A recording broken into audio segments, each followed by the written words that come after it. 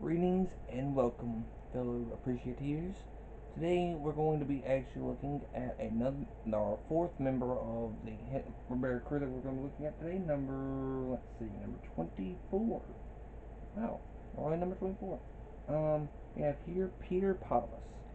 He originally debuted in September 16th, 1964, and ran all the way to October 23rd, 1966, for a total of 27 episodes, and appeared alongside Grizzly Sneasley, Yippee Yappy Yahooey, um, as well as the McGilly Gorilla Show, which was their sister show. Um, and the Grizzly and Sneasley segment was swapped with Ricochet Rabbit and Ripalong. Uh, that appeared on McGilly Gorilla. So halfway through, it switched over. Which is sad because I like Grizzly and Sneasley. They're funny. But yeah, this character, in a safari shirt and hat, usually appeared alongside a monkey named Soso. A little sarcastic, little fink. I'll tell you that right now. On top of that, they had this flying air balloon, which was just funny. And he had this this Peter Potamus yell. That's literally what we call it. This yell that he did, and it was like stupid loud. It was like a MacGuffin for the episode.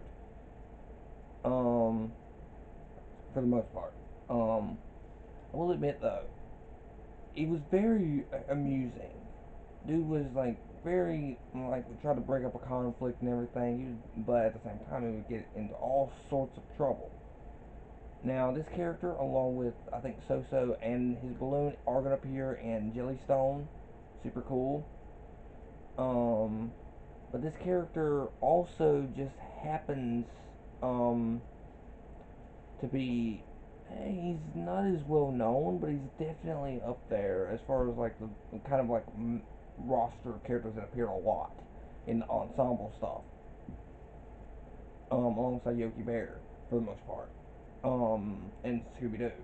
These two usually would have a bunch at some point would be part of the Laugh Olympics, and Yogi Bear also had his own little spin-off show where he had a bunch of other characters like Huckleberry Hound, Snagglepuss, and some of the other characters.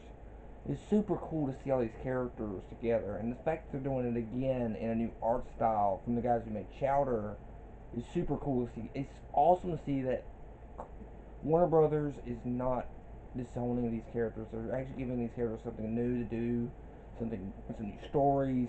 They're looking back on a lot of the older IPs, which is what I wanted. I wanted to see new stories with these old characters because at some point you're going to run out of worlds and characters to mess around with and not giving them the same stories. You're going to keep giving them the same story over and over again. But with cartoons, especially these kinds of cartoons, they can get away with a lot of crap. They can make stories that you haven't seen these characters in yet, or see pairings of characters that we haven't seen yet. That's what I want to see. I want to see them go back and look back on some of their older IPs. That's why I really want to see the Cruella de Vil movie. And regardless of what people say about it, I don't care. I'm just happy that they're looking back on an old character. But Warner Brothers seems to be doing it a lot lately. Giving heck, they even I know I've said this a couple times on the channel already, but Hanna-Barbera is now replacing the Cartoon Network Europe, um, which is cool. I mean, they're still gonna make Cartoon Network Europe stuff, but Hanna-Barbera is now its own studio branch, which is super cool to see. I love that about that. Um, but yeah, Peter Potamus was. I didn't see him as frequent, but I do have I did watch a lot of the Saturday Morning Cartoons compilation discs that they had, which again, super cool to see, but not really up there as far as like characters I recognize right out the gate.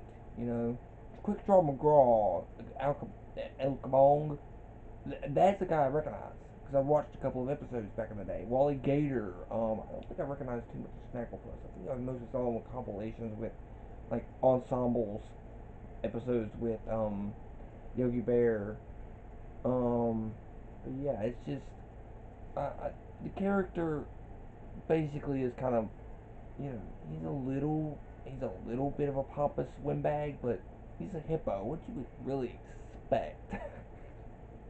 But the character is super funny, and the situation gets in itself in is stupid funny.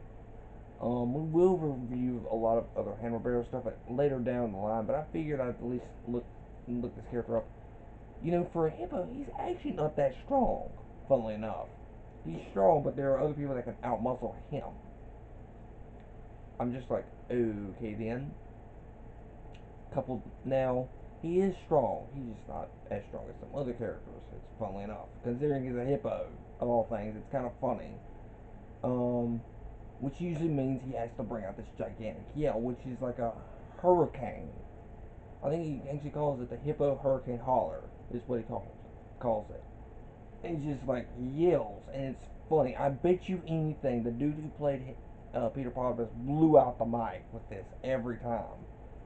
Either that or they used it once, and that's all he needed. It's funny because the funny thing about this for this character, and I love bringing attention to old Hanna-Barbera characters. And I really like doing this for all these characters. It's super cool to talk about them.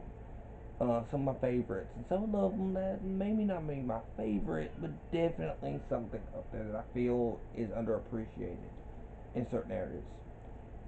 Speaking of, next week will be someone that I know a lot of you hate, but I think because of the wrong reasons. Yes, he did kind of almost destroy a franchise. Yes, he is a bit annoying at times, but I grew up with a lot of his segments and his movies. So keep that in mind. This is a side character, but he almost destroyed a cartoon, and it's Hanna-Barbera. So keep that in mind. Just keep those clues in mind, and you might be able to figure it out. Go down in the description down below and let me know. You know, go down to the comments section. Let me know if you think you know who it is. With that being said, guys, be sure to like, share, subscribe, ring the bell for notifications. Go down in the comment section again down below and let me know what you think of Peter Potamus. Have you ever seen his segments? If you haven't, I suggest check them out, as well as other Hanna-Barbera properties. They're super funny, super cool. Uh, get the Saturday morning cartoon collections. Those will have a lot of different segments of characters. If they don't have a specific character, a specific segment in their own show, they will be part of the ensemble stuff for the most part. There's quite a few of them on there. Some of them are kind of like they only went like one episode or two, or maybe two, but they didn't last long.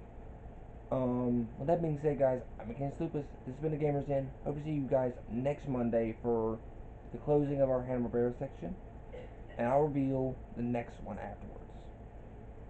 See you guys next time. Bye.